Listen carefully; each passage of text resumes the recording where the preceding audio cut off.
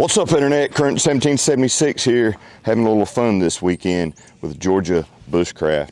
I'm up here in Watkinsville, Georgia, at their awesome property here with a bunch of really cool people in the bushcraft community here. A lot of people that's been on television, a lot of people that teach survival courses and stuff all over the world, and it's a really cool time. Looking forward to it. So y'all come along for a brief overview of what's going on here, and be sure if you notice anybody in the video, call them out in the comment section. Let us know who you may or may not recognize. Yeehaw. So let's go.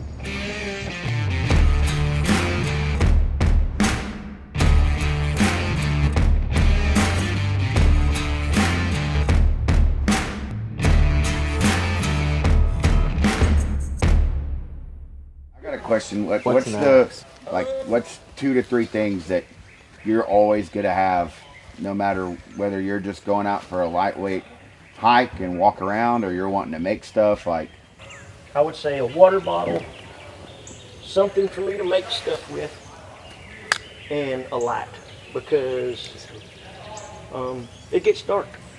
You know, we can't see in the dark. Yeah, so you have a way to stay hydrated, make something, and then get home when you've been out all day. Yeah, that's basically.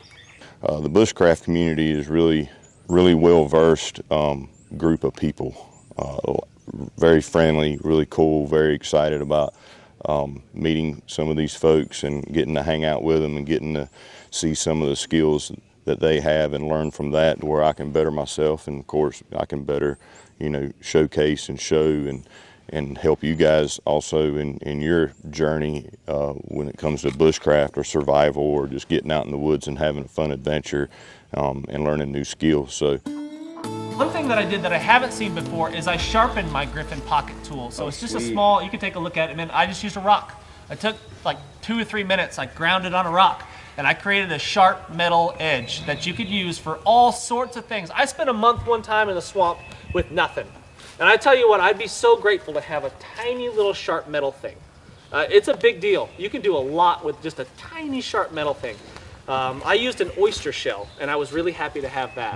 And it was not very productive. So that would have been real. That would have changed my life. If you would have shown that to one of our ancestors 1,000 years ago, they would have been like, "Oh wow! Like, here's my firstborn. Take it."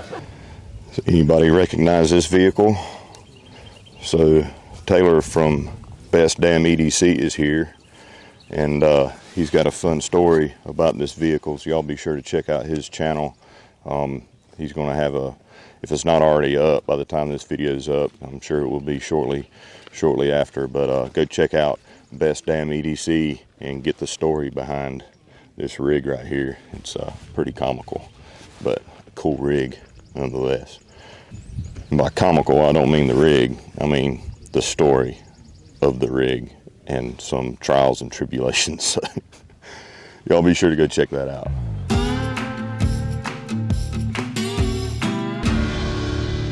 So I've done this before, where I've done pace count uphill, downhill, laterally, flat ground, like all the stuff. For me, it was like this overwhelming thing to try to keep track of all these numbers. So what I did is I did an experiment, and I counted my pace count. I counted my paces across a long distance on varying terrain, and I took an average.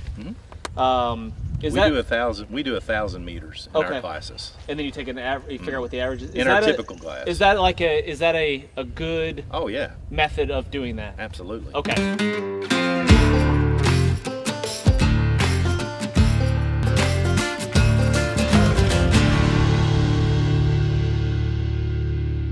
Okay, if we don't have much breeze, something else I can do is kind of cradle this and start to wave this back and forth and introduce oxygen that way. The more it smokes, the more oxygen I can give it, so I can speed up. Actually, I'm gonna keep this to get tender. So we got a little parking lot here with some rooftop tents and pop-up tents. We got people out here in the woods, hammock camping.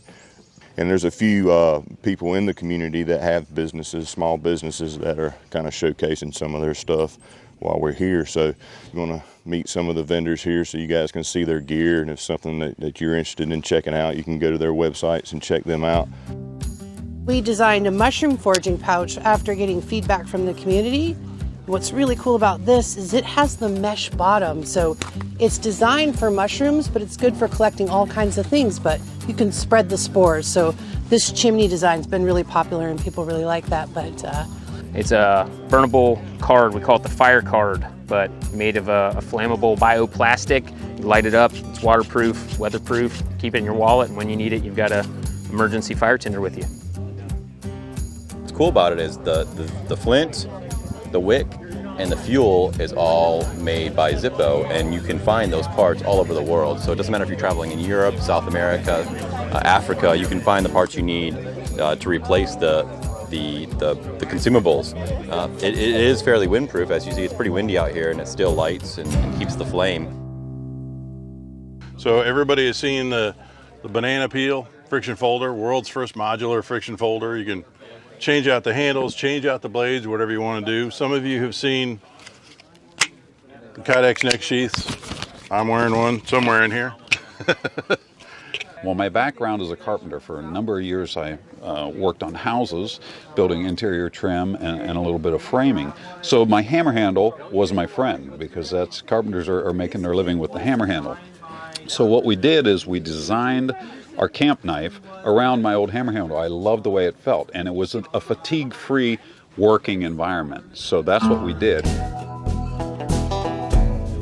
It's a great time. We're doing a little bit of camp. We're camping at night. We'll be here for 3 nights. I'm just going to bring you guys along with some of what I've experienced this week, making some new friends and doing some cool stuff and learning some cool skills. So, and the winner is ticket number 1493631. That's the enthusiasm we need when you come up here and win a prize.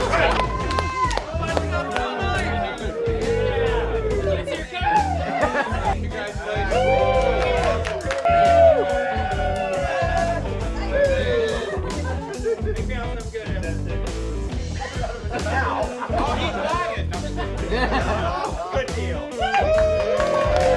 Let's not give it away. Let's auction it. Who starts it?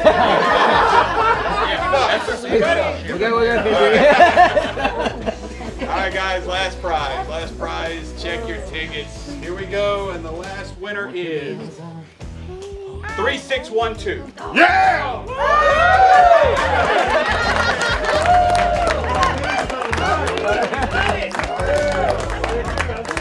And it won't fit in the battle box. This is perfect.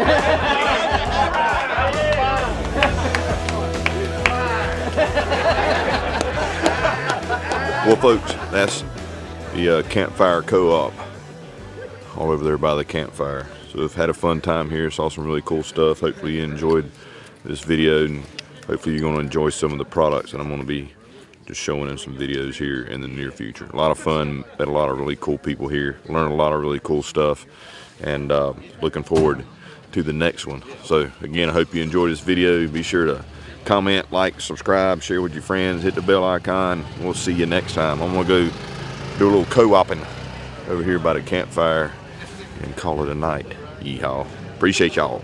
Love you, mean it. Bye.